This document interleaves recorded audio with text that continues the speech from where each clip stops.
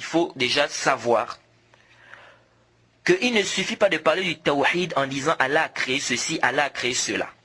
Hein, comme font Jama'at Tablir. Ça ne suffit pas. Hein, cette secte égarée là, ça c'est une secte, Jama'at Tablir. Et si Allah nous donne une longue vie et du temps libre, peut-être on fera une réfutation aussi pour ces gens-là. Hein, c'est une secte. Alors eux ils font quoi? Ils appellent les gens rien qu'au tawhid de Rububiyya. Ils ont dit, chers frères dans la foi, c'est Allah qui a créé les cieux, c'est Allah qui a créé la terre, c'est Allah qui nous a créé. Regardez la lune, regardez le ciel. Et ils se limitent là. Nous disons, là, ça c'est quoi? Le tawhid ne se limite pas à cela. Donc parler du tawhid de Rububiyya seulement ne suffit pas. Il faut également mettre les gens en garde contre le shirk, contre les bid'ah. Hein? Car Allah subhanahu wa ta'ala dit dans le Coran, وَلَقَدْ بَعَثْنَا فِي كُلِّ أُمَّةٍ رَسُولًا أَنْ يَعْبُدُوا اللَّهَ وَاجْتَنِبُوا الطَّاغُوتَ. Nous avons envoyé des messagers dans chaque nation pour leur dire, adorez Allah, écartez-vous des fausses divinités.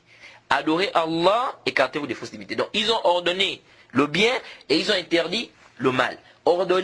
Ils ont ordonné aux gens d'adorer Allah subhanahu wa ta'ala et ils ont demandé aux gens de s'écarter des fausses divinités. Donc la da'wa doit reposer sur ça.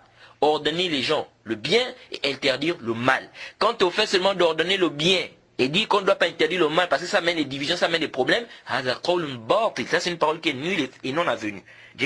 Et toute personne qui prétend appeler les gens, ou bien qui prétend suivre la da'wa des prophètes, il ne met pas les gens en garde contre le shirk ou contre les bid'ah, sachez que ça, il n'est pas en train de suivre la voie des prophètes.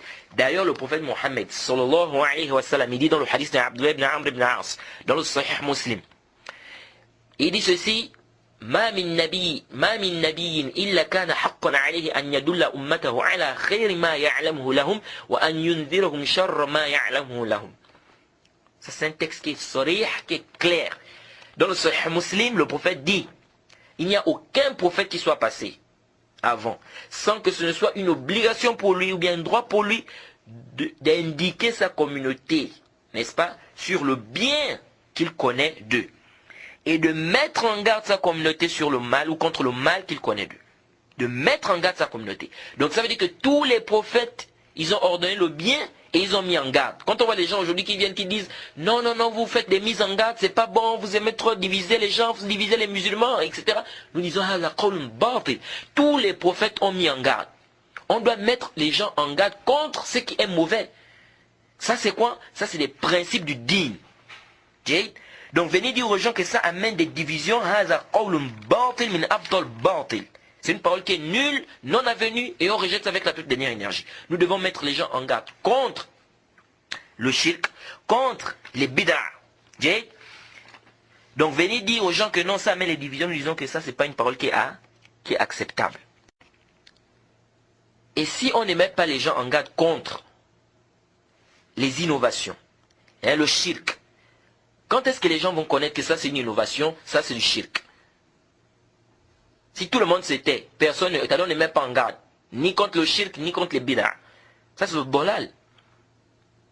Et où la parole où Allah subhanahu wa ta'ala dit Kuntum khayru ummatin ukhrijat linnas ta'muruna bil ma'ruf wa tanhauna 'anil munkar wa tu'minuna billahi. Cette parole on met ça où? Allah dit vous êtes la meilleure communauté qu'on ait fait sujet pour les hommes. Vous ordonnez le bien et vous interdisez le mal. Finalement on met ça où? Et vous croyez en Allah. Interdit le mal, on met ça où? Donc il faut que la personne puisse savoir, puisse connaître ce qui est mauvais. C'est pourquoi un poète disait, et le Cheikh Albani l'a rappelé ça une fois, je pense dans son livre Ahkam al-Jana'iz, qu'un poète disait quoi? Araftu sharra la li sharri walakin li tawaqihi wa man la ya'rif khayra min ash-sharri yaqa'a fihi. Il disait quoi? Je cherche à connaître le mal, pas pour le mal en lui-même, mais pour me préserver du mal. Car celui qui ne fait pas la différence entre ce qui est mauvais et ce qui est bien, il fait quoi? Il tombe à l'intérieur. Il tombe dans ce qui est mauvais parce qu'il ne fait pas la différence, il ne sait pas. Et ça, cette parole du poète là est en parfaite conformité avec la parole de Huzayfa dans le Sahih, lorsqu'il a dit, Kana an-nasu yas'aluna an-nabiyya sallallahu alayhi wa sallam 'anil khair wa kuntu as'aluhu 'anil sharr makhafatan an yudrikani. Il disait quoi? Les gens posaient la question au prophète Mohammed sallallahu alayhi wa sallam sur ce qui était bien. Et quant à moi, j'ai posé la question au prophète sur ce qui était mauvais, de peur que cela ne m'atteigne, c'est-à-dire de peur que je ne tombe là-dedans. Et ça c'est normal. Une personne qui ne sait pas, n'est-ce pas, ce qui est interdit, ce qui est mauvais, qu'est-ce qui va se passer? Il va tomber à l'intérieur. Hein? Donc il faut quoi? Il faut connaître ce qui est mauvais, ce qui est bid'a, ce qui est shirk. Donc on doit enseigner, on doit dire aux gens, ça c'est shirk, ça c'est bid'a, ça c'est shirk, ça c'est bid'a. Quand on fait de dire aux gens que non, ça amène les divisions, ça c'est une parole qui est batil, qui n'est même pas acceptable, et ça contredit les textes du Coran et de la Sunna, ça n'a pas de sens même. Donc on ne doit pas se limiter à enseigner les gens au Tawhid de Rububiyya. Tawhid de Rububiyya, tout le monde connaît ça. Le chrétien sait que quoi? Que c'est Allah qui a créé les cieux et la terre. Le chrétien sait que c'est Allah qui a créé quoi? Le soleil. Le chrétien sait que c'est Allah qui a créé. Tout le monde sait ça. Jade? Donc ici on ne peut pas se limiter à ça. Si tu viens maintenant, tu vois un chrétien, tu dis qui t'a créé, il va te dire quoi? Il va te dire que c'est Allah qui l'a créé. Tu lui demandes que bon, qui a créé le ciel? Il va te dire c'est Allah. Qui a créé la terre? Il va te dire c'est Allah. Il n'y a pas de problème dans ça. Là où il y a le problème, c'est quoi? C'est quand tu vas lui dire que il faut adorer Allah seul là.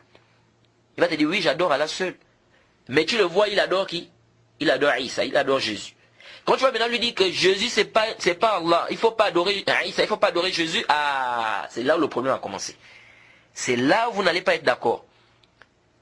C'est là où vous n'allez pas être d'accord. Mais si tu dis Allah a créé les cieux, c'est Allah qui a créé les cieux, c'est Allah qui t'a créé, c'est Allah qui a créé, là il n'y a pas de problème. Donc le tawhid de Rububiyya ne suffit pas. Parce que tout le monde connaît ça. C'est Allah qui a créé les cieux et la terre, c'est Allah qui a créé ceci, c'est Allah qui a créé cela. Tout le monde sait ça. Le problème n'est pas là-bas. Et les prophètes sont même venus. Le but c'était quoi? C'était de demander aux gens de s'écarter des fausses divinités comme on a vu le verset. Donc venir se limiter au tawhid de Rububiyya, comme font les jama'at de tablir. Chef dans la foi, c'est Allah qui a créé ceci, c'est Allah qui a créé. Parce que eux, leur da'wa, ils reposent sur ça. Et ils ne veulent pas mettre les gens en garde contre les choses qui sont quoi? Qui sont nuisibles, qui sont mauvaises. Comme le shirk, les bid'a. Parce qu'ils disent quoi? Eux-mêmes ils le disent. Ils disent quoi? Que non, ça amène les divisions, il ne faut pas diviser les musulmans, on doit se réunir, on doit être ensemble et tout.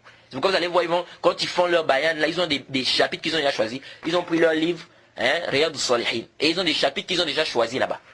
Et ces chapitres-là, ça tourne autour de quoi? Des œuvres méritoires. Celui qui vient à la mosquée.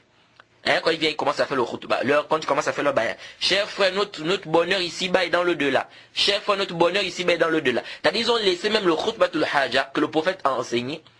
Ce n'est plus ça. C'est-à-dire de commencer le discours par Inna alhamdulillahi nahmaduhu wa nasta'inuhu wa nastaghfiruh. Eux, c'est maintenant, le début, commence le discours par quoi? Cher frère dans la foi, notre bonheur ici-bas et dans le delà se trouve dans ceci ou cela. Cher frère dans la foi, notre bonheur dans le delà.